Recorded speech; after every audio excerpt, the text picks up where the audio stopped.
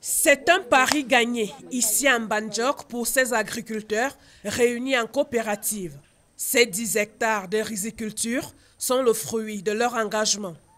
2 variétés de riz sont cultivées ici, le Neri K8 et le B22. Dans la rizienne de Mbandjok, nous sommes à peu près 36 associés. Si nous avons dépensé 500 000, nous devrions normalement avoir 1 million.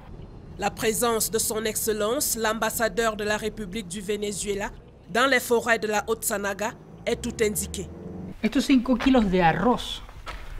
Ces 5 kilos de riz représentent un grand succès d'un projet entre la République du Cameroun, la République bolivarienne du Venezuela et le système des Nations Unies à travers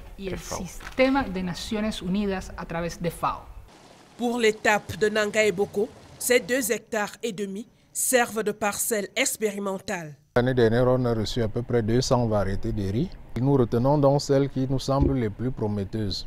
Et là, à peu près, nous avons retenu 20 variétés sur les 200 que nous avons testées. Cependant, il va falloir faire face à la menace des oiseaux.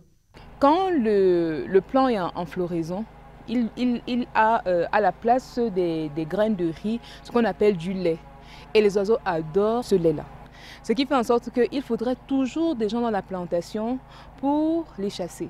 Ça, c'est la manière rudimentaire parce qu'on n'a pas encore pu avoir des filets pour superposer sur toute la parcelle. C'est avec émotion et un sentiment du devoir accompli que le diplomate vénézuélien a quitté le département de la Haute-Sanaga.